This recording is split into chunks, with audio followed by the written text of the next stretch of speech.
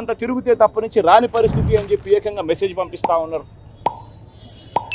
ఈరోజు నిజంగా పాలన అన్నది నిజంగా ఈరోజు ఏం జరుగుతూ ఉందనంటే రోజు కూడా కక్షలు తీర్చుకునే దానికోసము కొట్టడము, చంపడము, ఆస్తులు ధ్వంసం చేయడము కనిపిస్తున్నాయి తప్పనిచ్చి పాలనలో ఏదైనా కూడా మంచి చేయాలి, ప్రజలకు మంచి జరగాలి అన్న ఆలోచన, తాపత్రయం ఎక్కడ కూడా కనిపించని అధ్వానమైన పరిస్థితి ఈరోజు మొట్టమొదటిసారిగా రాష్ట్రంలో సాగుతూ ఉంది.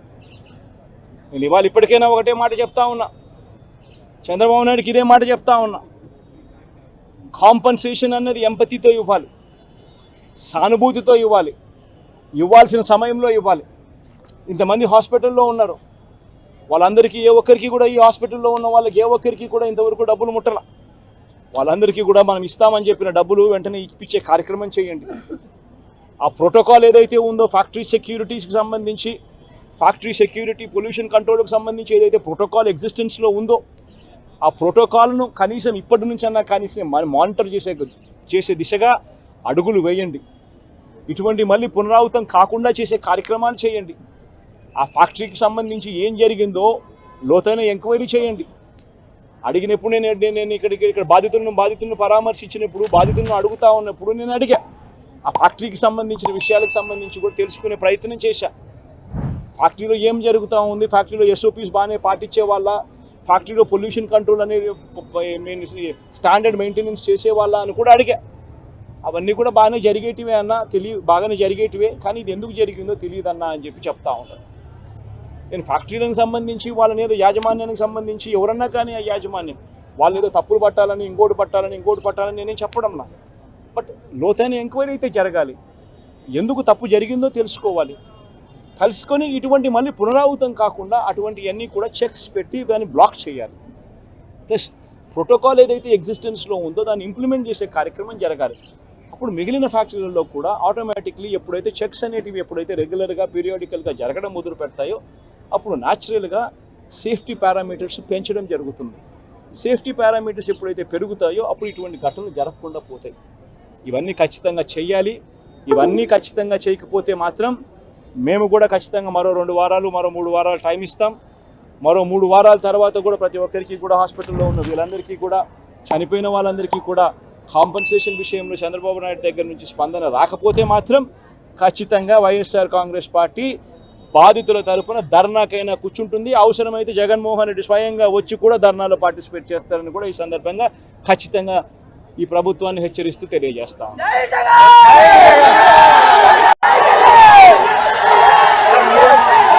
ఒక్క ప్రభుత్వం అంటే భయపడిపోయింది. గత ప్రభుత్వం రోడ్ల మీదకి రావడానికి భయపడ్డారు. నవ్వుపోయింది సమాజంలో. గత ప్రభుత్వపు పాలనలో నవ్వుపోయింది, మనకి ధైర్యం పోయింది.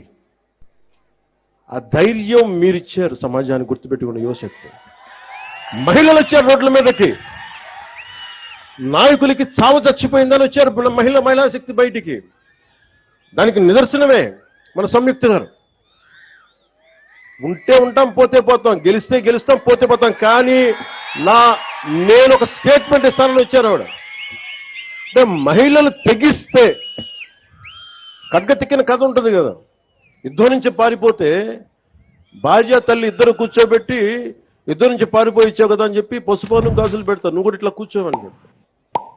అటు వెళ్ళి యుద్ధం చేసి వీరస్వర్గానికి వెళ్తాడు. అంటే ఎందుకంటే ధైర్యం కోల్పోయిన సమాజంలో ఇద్దరు పనిచేస్తారు. ఆడబిడ్డ, యువకుడు. గత ఎన్నికల్లో మీరు ఏం చేసి చూపించారంటే ఇంక ఎప్పటికీ ప్రజాస్వామ్యం ఆంధ్రప్రదేశ్లో ఉండదు, ఎప్పటికీ గత ప్రభుత్వం ఉండేలాగా 30 ఏళ్ళు ఉంటుంది అనుకున్న సమయంలో 151 అసెంబ్లీలు, దాదాపు 20 పైగా 30 పైగా మనకి రాజ్యసభ పార్లమెంట్ సభ్యులు ఉన్నది 11 మంది సభ్యులకి తీసుకొచ్చారు.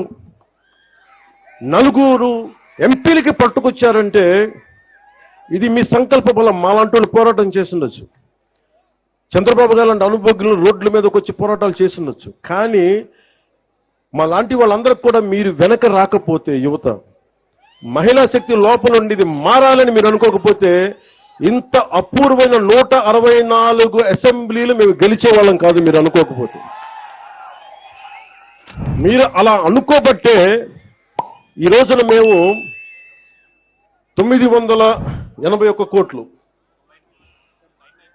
ఈ రోజున గత 15th ఫైనాన్స్ కమిషన్ డబ్బులు గత ప్రభుత్వం చేయలేకపోయింది. వాళ్ళ డబ్బు వాళ్ళు చేయాల్సిన బాధ్యత మేము వచ్చి 998 కోట్లు నిన్న రాత్రికి ప్రతి అకౌంట్లో పడేలా చేశామంటే అది మీరు మాకు బలం ఇస్తే మేము చేయగలిగాం. మీ శక్తి అది. మీరు అనుకుంటే ఆడబిడ్డలు అనుకుంటే మీ శక్తి. అలాగే ఇంకొక 1500 కోట్లు మళ్ళీ అదనంగా వచ్చేస్తాం, ఇంకో రాబోయే కాలంలో వస్తాయి. అంటే పంచాయతీలను బలం చాలా మంది అంటా ఉన్నారు, డబ్బులు లేకుండా గ్రామ సభలు ఏంటి, మేము అబద్ధం ఆడుతున్నాం చెప్పండి. సంయుక్తంగా మొత్తం ఎక్కువ 70% మంది వైసీపీ పంచాయతీ సర్పంచ్లే కదా. వాళ్ళని అడగండి. డబ్బులు పడ్డాయి, అందుకనే గ్రామ సభ పెడతారు మీకు ధైర్యం ఇవ్వడానికి. ఎందుకు యువతకి చెప్తున్నానంటే మీరు సినిమాలో ఆనందం పెట్టండి, తిరగండి, సరదాగా తిరగండి, మీరు విందులు వినోదాలు చేయండి, కానీ సమాజం పట్ల, మీ గ్రామాల పట్ల, దేశం పట్ల బాధ్యత అయితే మర్చిపోకండి. అదొకటే నా రిక్వెస్ట్.